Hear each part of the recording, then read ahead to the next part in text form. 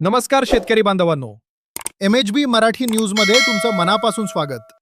आजचा दिवस आपल्या महाराष्ट्र राज्यातील 93 लाख शेतकऱ्यांसाठी अतिशय आनंदाचा आणि ऐतिहासिक ठरणार आहे. कारण राज्य सरकारने एक मोठा निर्णय घेतला असून तुमच्या खात्यात आता एकाच वेळी 4,000 रुपये जमा होणार आहेत. पण थांबा, हे पैसे सर्वांनाच मिळतील का?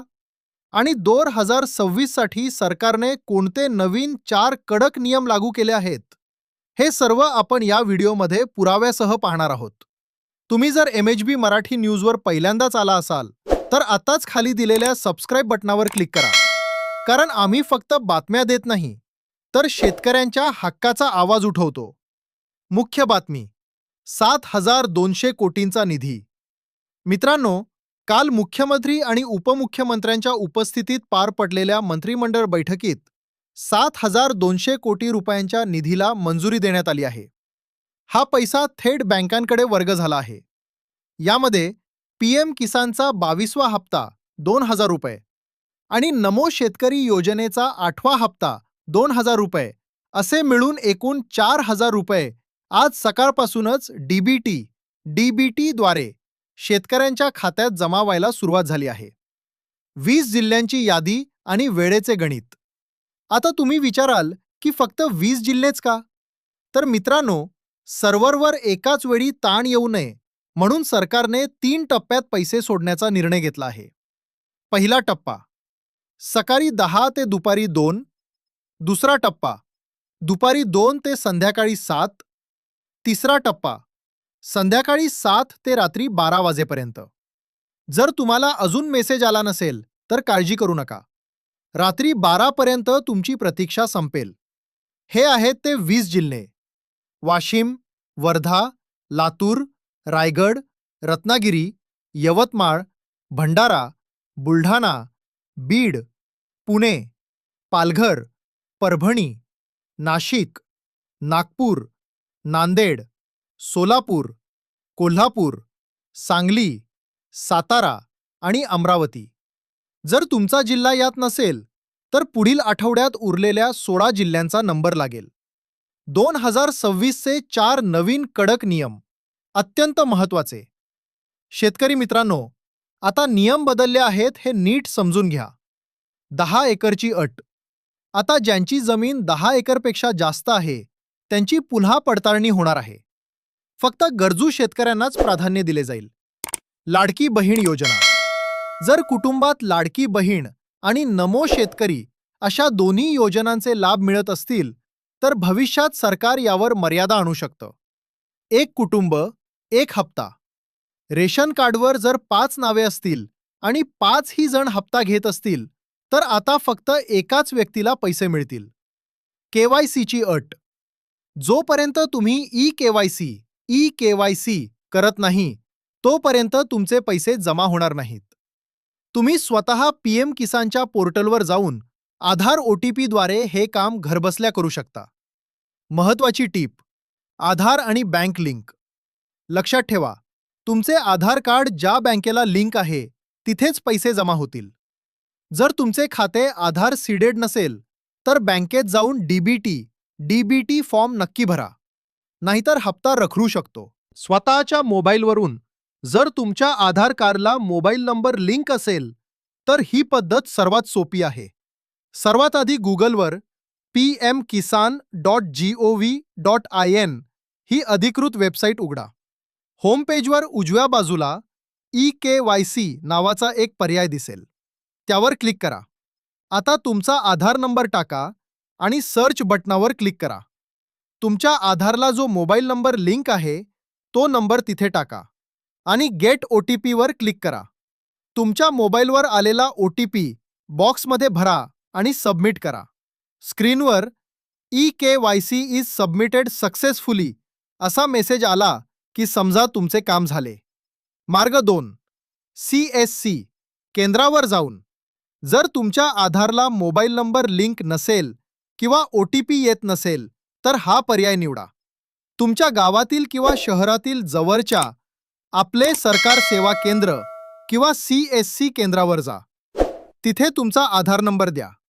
केंद्रावरील मशीनवर तुमचा अंगठा लावा. बायोमेट्रिक मॅच झाल्यानंतर तुमची केवायसी प्रक्रिया पूर्ण होईल. यासाठी केंद्र चालक थोडे शुल्क घेऊ शकतात. महत्त्वाची टीप: नुसते केवायसी करून चालणार नाही, तर तुमचे बँक खाते आधारला लिंक असणे अनिवार्य आहे. तुमचे पैसे कोणत्या खात्यात येणार आहेत हे तपासण्यासाठी तुमच्या बँकेत जाऊन विचारा की तुमचे खाते NPCI ला मॅप आहे का. जर नसेल तर बँकेत एक छोटासा आधार सीडिंग फॉर्म भरून द्या, ज्यामुळे तुमचे 4,000 रुपये विना अडथळा जमा होतील. उदाहरण: गणपतरावांची समस्या आणि उपाय. परिस्थिती: गणपतराव हे आपल्या सांगली जिल्ह्यातील एक प्रगतशील शेतकरी आहेत. त्यांनी 2 वर्षापूर्वी नमो शेतकरी आणि PM किसान योजनेचा फॉर्म भरला होता. सुरुवातीचे काही हप्ते त्यांच्या खात्यात वेळेवर जमा झाले, पण गेल्या 2 वेळेपासून त्यांचे पैसे येणं बंद झाले आहे. समस्या 1: E-KYC अपूर्ण असणं. गणपतरावांना वाटले की एकदा फॉर्म भरला की काम झाले, पण सरकारनं आता अट घातली आहे की जो शेतकरी जिवंत आहे आणि शेती करत आहे त्याचा पुरावा म्हणजेच E-KYC देणं बंधनकारक आहे. जोपर्यंत ते KYC करत नाहीत, तोपर्यंत त्यांचे 4,000 रुपये सरकार रोखून धरणार. उपाय: गणपतरावांनी आपल्या मोबाईलवर PM किसानचे पोर्टल उघडले, आधार नंबर टाकला आणि त्यांच्या मोबाईलवर आलेला OTP भरला. फक्त 2 मिनिटात त्यांचे KYC पूर्ण झाले आणि आता त्यांचे रखडलेले पैसे येण्याचा मार्ग मोकळा झाला. समस्या 2: आधार बँक खात्याला लिंक नसणं. गणपतरावांचे बँक ऑफ महाराष्ट्रमध्ये एक जुने खाते आहे आणि स्टेट बँकमध्ये दुसरे खाते आहे, पण त्यांचे आधार कार्ड कोणत्याही खात्याला लिंक नाहीये. गडबड काय होते? सरकार जेव्हा दिल्ली किंवा मुंबईहून बटन दाबते, तेव्हा ते पैसे तुमच्या बँक खाते नंबरवर नाही, तर तुमच्या आधार नंबरवर पाठवले जातात. आधार ज्या बँकेला जोडलेले असेल तिथेच पैसे जातात. उपाय: गणपतरावांना त्यांच्या बँकेत जाऊन एक छोटासा आधार सीडिंग किंवा DBT कन्सेंट फॉर्म भरावा लागेल. तो भरला की सरकारचे पैसे विना अडथळा त्यांच्या खात्यात जमा होतील. समस्या 3: एकाच रेशन कार्डवर अनेक नावे.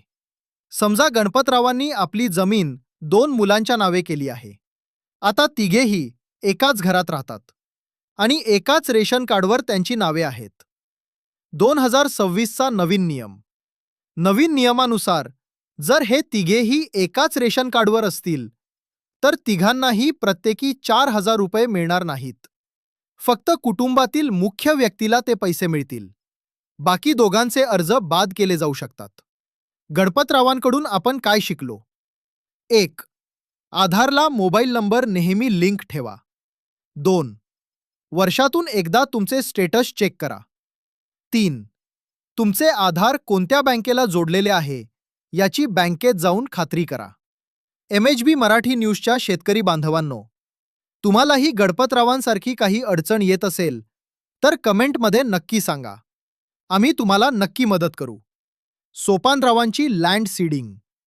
समस्या परिस्थिती: बुलढाणा जिल्ह्यातील सोपानराव गेल्या 5 वर्षांपासून शेती करत आहेत. त्यांच्याकडे 5 एकर जमीन आहे. PM किसानचे सुरुवातीचे हप्ते त्यांना मिळाले, पण अचानक त्यांचे पैसे येणे बंद झाले. त्यांनी स्टेटस चेक केले तर तिथे लँड सीडिंग NO असे दिसत होते.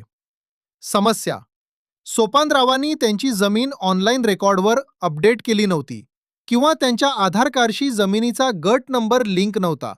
सरकारने जेव्हा डिजिटल पडताळणी केली तेव्हा सोपानरावांच्या नावावर जमीनच दिसत नव्हती, म्हणून त्यांचा हप्ता थांबवला गेला. उपाय: सोपानरावांनी त्यांच्या गावच्या तलाठ्याकडे जाऊन आपला 7/12 उतारा आणि आधार कार्ड दिले. तलाठ्यांनी ते पोर्टलवर अपडेट केले. काही दिवसातच पोर्टलवर येस आले आणि सोपानरावांच्या खात्यात रखडलेले सर्व हप्ते एकत्र जमा झाले. उदाहरण 2. विठ्ठलरावांची बँक खाते आणि DBT गोंधळ. परिस्थिती: नाशिकचे विठ्ठलराव यांचे 2 बँकांमध्ये खाते आहे. एक बँक ऑफ इंडियामध्ये आणि दुसरे पोस्ट पेमेंट बँकमध्ये. विठ्ठलराव नेहमी बँक ऑफ इंडियामध्ये जाऊन हप्ता चेक करायचे, पण तिथे पैसे येत नव्हते.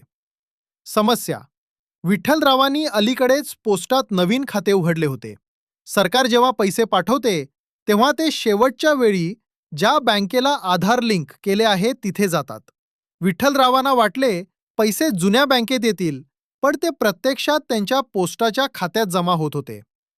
उपाय: विठ्ठलरावांनी MHB मराठी न्यूजचा व्हिडिओ पाहिला आणि त्यांना समजले की आधार ज्या बँकेला प्रायमरी म्हणून लिंक आहे तिथेच पैसे जातात. विठ्ठलरावांना वाटले पैसे जुन्या बँकेत येतील, पण ते प्रत्यक्षात त्यांच्या पोस्टाच्या खात्यात जमा होत होते. उपाय: विठ्ठलरावांनी MHB मराठी न्यूजचा व्हिडिओ पाहिला आणि त्यांना समजले की आधार ज्या बँकेला प्रायमरी म्हणून लिंक आहे तिथेच पैसे जातात. त्यांनी पोस्टात जाऊन चेक केले तर तिथे त्यांचे 4,000 रुपये आधीच जमा झाले होते. या उदाहरणांवरून आपण काय शिकलो? 1. लँड सीडिंग तपासा. जर तुमच्या स्टेटसमध्ये लँड सीडिंग NO असेल तर त्वरित तलाठ्याशी संपर्क साधा. 2. सर्व बँका चेक करा. जर एका बँकेत पैसे आले नसतील तर तुमच्या आधारशी लिंक असलेल्या दुसऱ्या बँकेत नक्की तपासा. 3. पोस्ट खाते उत्तम. जर कोणत्याही बँकेत अडचण येत असेल तर पोस्टात IPPB खाते उघडा. तिथे आधार लिंक होणे खूप सोपे असते. शेतकरी बांधवांनो, सोपानराव किंवा विठ्ठलरावांसारखी तुमचीही काही अडचण आहे का? तुमच्या जिल्ह्याचे नाव आणि तुमची समस्या कमेंटमध्ये नक्की सांगा. आम्ही तुमच्या प्रत्येक कमेंटला उत्तर देण्याचा प्रयत्न करू. शेतकरी बांधवांनो, तुम्हाला आज पैशांचा मेसेज आला आहे का? आणि तुमची जमीन किती एकर आहे? आम्हाला कमेंटमध्ये नक्की सांगा. ही माहिती महत्त्वाची आहे. त्यामुळे तुमच्या प्रत्येक WhatsApp ग्रुपवर हा व्हिडिओ शेअर करा. अशाच ताज्या आणि खात्रीशीर बातम्यांसाठी पाहत रहा MHB मराठी न्यूज. चॅनलला सबस्क्राईब करायला विसरू नका. भेटूया पुढच्या व्हिडिओत. धन्यवाद. जय जवान, जय किसान.